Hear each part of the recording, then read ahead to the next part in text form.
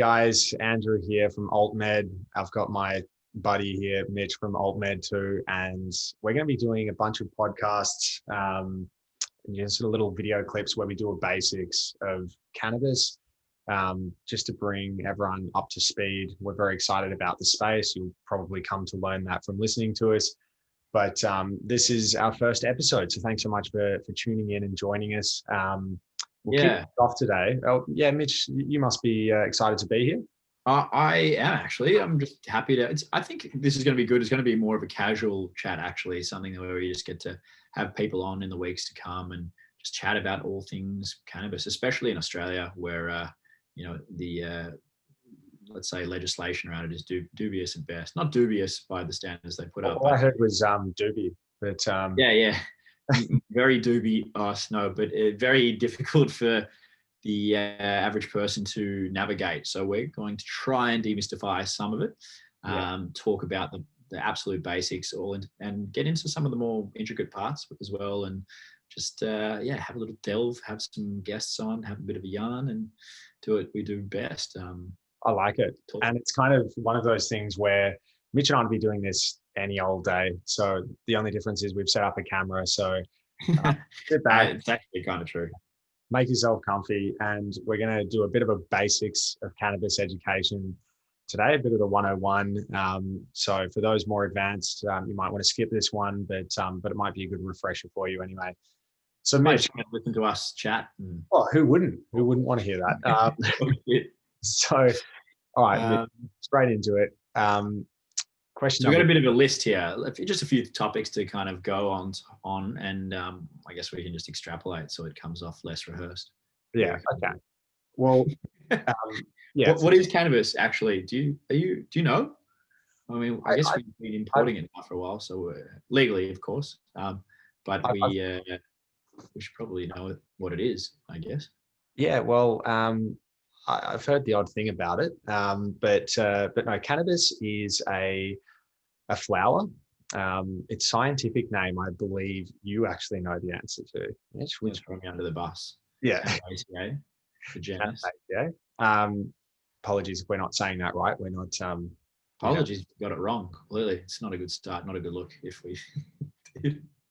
It's actually from the same group as hops. That family that gives us two of probably our favorite plants, to be honest, at least on a Friday or Saturday night. I mean, medicinally, of course. It does have many applications. We will say that. It's not just what most people think about it, smoking dope, as it's been referred to in the past. Now it's come to mean, a medicinal kind of product that a lot of people are using for quite an array of different indications. So it's definitely people associate it with ingesting or smoking or oral administration if you're a doctor, or different ways basically of having it affect your body. Most people have, talked about or heard about or tried smoking it at some point in their life. Other people take it in oil form, stuff like that. But it actually isn't just something we consume. It's also something we use for, say, textiles. You can make bags out of hemp fiber. You can make something, building materials out of the hempcrete, which they mix with sand to make kind of insulation or I think non-structural walls, but or at least non-supporting walls is what I mean. So there's a few different uses. The oil is also used. It's like hemp seed oil for skin products, topical stuff like that, body beauty stuff, things of that nature. Some people like to use it for their pets. They think it gives their pets some benefits. The seeds as well, the husks, people use that as quote unquote superfood. So take that with a grain of salt or a grain of hemp. But it's got a few different applications beyond just the reefer madness that we've known about growing up, and now a medicinal kind of.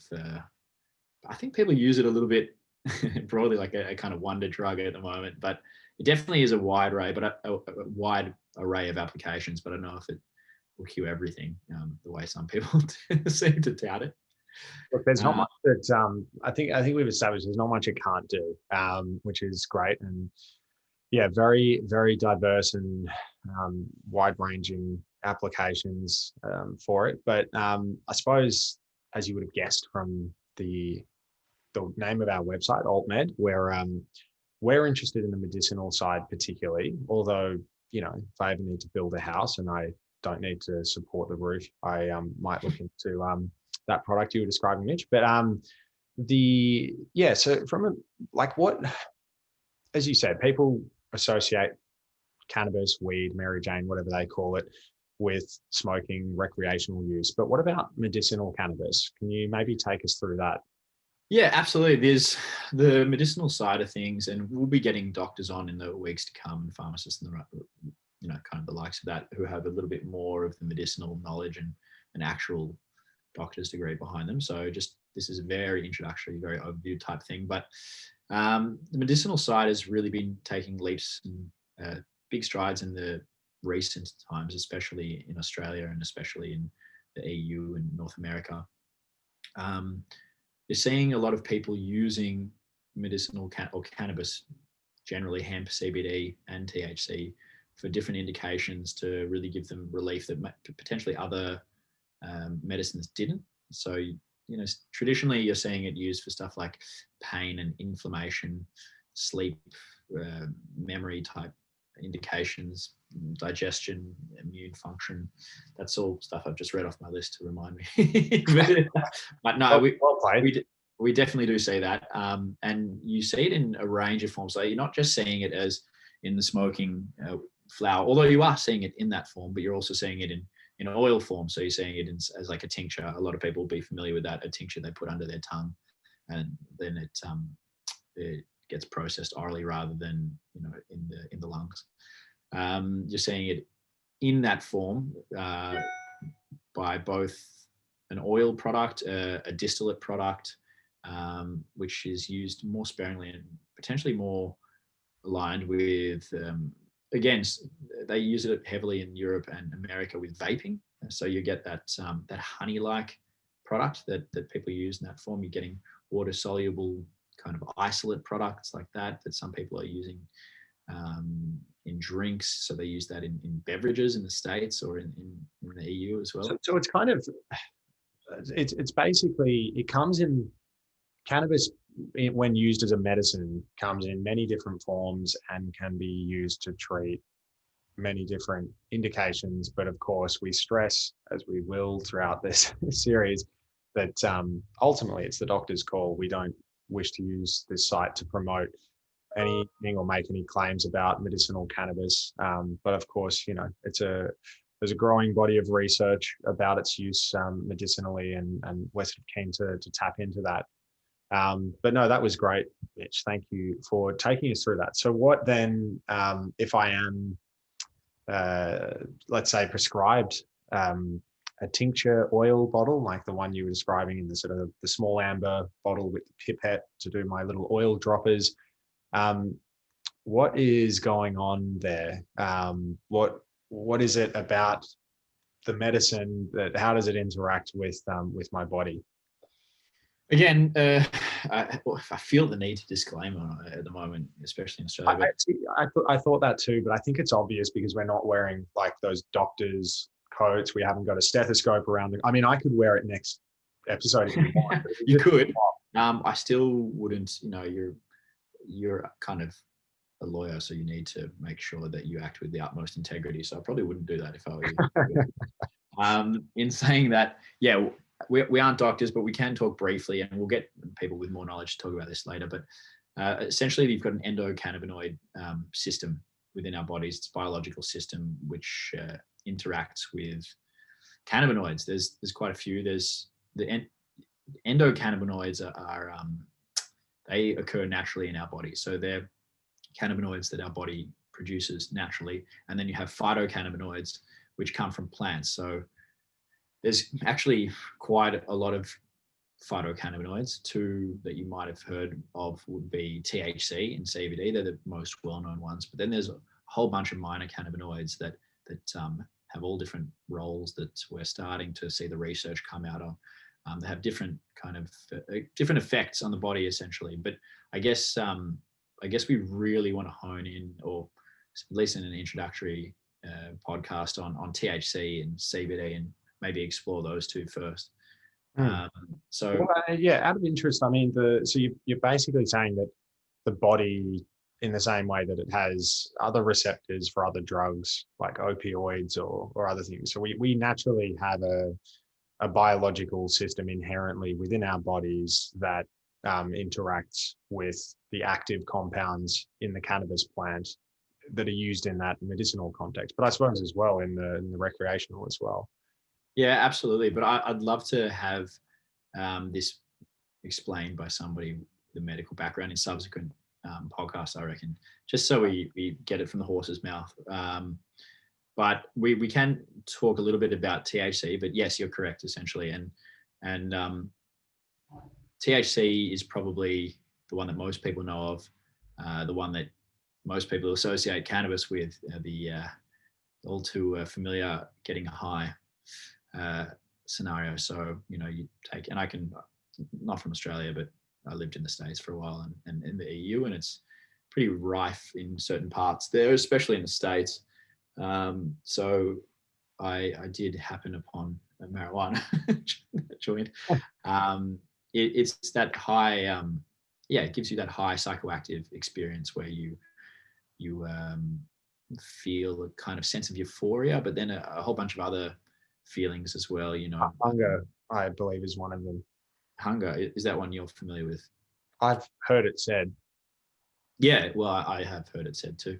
It definitely relaxation, but that's on the recreational side. So you get the euphoria, the relaxation. Can also, it must be said, cause feelings of sort of anxiety in some people, and certainly if you've had too much, you can feel a kind of dis-ease or a bit uneasy with maybe it's a little bit bit intense. But definitely on the medicinal side, we're seeing that it's there's certain things that has come to be known for. A lot of patients take it for to reduce feelings of nausea. So especially we're seeing the cancer research show that people on kind of intense cancer meds are finding relief in some studies from smoking THC. They're finding their nausea reduced. Muscle spasticity, pain, these are the ones we see over and over, and they're on the TGA website even to in Australia, showing the kind of research coming out that backs these claims up. Definitely one we know, as you said before, is increasing appetite, and definitely the desire to sleep. So that's being used for people who don't sleep very well, or maybe are battling anorexia, something like that. So there are a few, very simple kind of introductory indications that people are taking it for. Any additions to that, Andrew? No, that was good. That's good. I like that as a sort of initial wander down the sort of THC lane. Perhaps I might take you to CBD now, cannabidiol or cannabidiol. Yeah, so that's the non-psychoactive one. It's not really producing those euphoric effects, not as sedative, although it is used for people who do report sleep being improved by CBD. There is research to suggest that it reduces inflammation, and it can also reduce anxiety. It's kind of like the antithesis to THC in terms of that one. It can really, really reduce some of the effects, even of some of the unwanted effects of THC. So I think it feels almost like an anti-venom in some respects, especially on that particular indication, if you want to call it an indication in this, or So yeah, definitely the anxiety, and then we're also seeing seizures, which is one of the main reasons Australia legalized this. The cannabis in general is because of children with epilepsy and suffering a lot of seizures. That was one of the things that got it over the line. So we're definitely seeing CBD as a front runner in that kind of space. So yeah, that's a very quick synopsis of CBD. That's right. I feel like with every single one of these questions, we're going to do a bit of a deep dive in subsequent episodes. But yeah, any questions for me? Yeah. So I think going off all that, people hear a lot of terms thrown around. I think that the main ones, cannabis or marijuana or hemp, they're the kind of main ones, and maybe a quick uh, distinction between the three terms, because I feel like they're the main ones. Cannabis obviously being the overall anything umbrella term for anything to do with marijuana, hemp. They're all kind of sit under the cannabis um, umbrella, but definitely marijuana versus hemp might be a good place to start. For sure. And it might seem, cannabis, marijuana, hemp to be a matter of semantics, but there are nuances that sort of shape our understanding at least. So, as you said, I mean, cannabis is the universal term for the plant itself. However, when we're talking about hemp, and you spoke previously about its industrial application, and the fact that it's allowed in Australia for you can buy whole hemp seeds and all sorts of food products made out of hemp, and that's because it contains very, very low levels of THC, to such an extent that it satisfies food safety standards, and so it's widely available in that kind of industrial use. So that's what we're talking about when we talk about hemp. Marijuana is a bit of an ambiguous one. It is more closely associated with recreational cannabis. So you wouldn't find, well, at least I haven't seen people referring to medicinal cannabis as, Yeah, true. I mean, maybe, medical marijuana. I don't know, maybe that in the early days, but these days people tend to refer to it as medicinal cannabis. So I think whilst, it doesn't strictly only mean recreational, it's more widely associated with that. And of course, that's where the term Mary Jane comes from. So it's the more THC. I feel like though, people say hemp and they're like, marijuana has high THC and low CBD, and then hemp has high CBD and low THC. I kind of feel like hemp has low THC and also used to have low CBD, but they've kind of coined the term, especially in the States, to kind of destigmatize that part of cannabis in a way, or like kind of that's my feelings on it. They've taken hemp and run with it for kind of almost pseudo legal reasons, or to distinct. Exactly. Do you know what I mean? Absolutely, because if the black market, which we don't stand here as advocates for, and but we're not. We understand why people use it, but we're not. We don't advocate for it. But the black market, you'll find CBD being described as hemp oil, and it's sort of just brazenly being labelled as a hemp product. But of course, it's meant to contain CBD. Whether it does, I suppose it depends on your luck. Yeah, but it depends on the definition. So you see a lot of people asking, does hemp oil contain CBD? And kind of the short answer is it can and it can't as well, if you know what I mean. Like, it doesn't have to, but it might. But then, I think people looking for CBD oil should be looking for CBD oil. And obviously in Australia, that means a legal channel. You can't really get CBD oil legally in Australia from anywhere other than a pharmacy. But people say hemp oil, but the way they're distinguishing it now is hemp seed oil is the one that's got no CBD, I feel, in Australia at least. But hemp oil technically could have no CBD and still be hemp oil, if that makes sense. It makes sense to me. I like the nuance of it.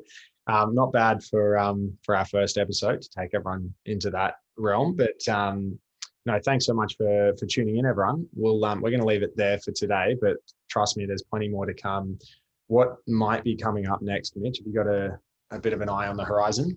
Yeah, well, I definitely think that probably for the next one, we'll talk a little bit about access in Australia, because that's definitely something that most people are particularly. There's some people that are getting it now, great, that need it. That's fantastic, but there's still a very small section of the population. So really cannabis basics 101 stuff in Australia. And, I think that, accessing medicinal cannabis in Australia, how do we do it at the moment as of the end of 2020, basically? It's come a long way in Australia. It's been legal here now medicinally for a few years. So there are thousands of people accessing it, and there's still plenty more that, would like to. And that's a question that we can try and answer in the next podcast, I reckon. Looking forward to it. Looking forward to canvassing all of the tricky legal aspects incidental to access. So we'll cover off on that on the next one. But thanks so much for tuning in, guys. We'll see you soon. Cheers. Cheers.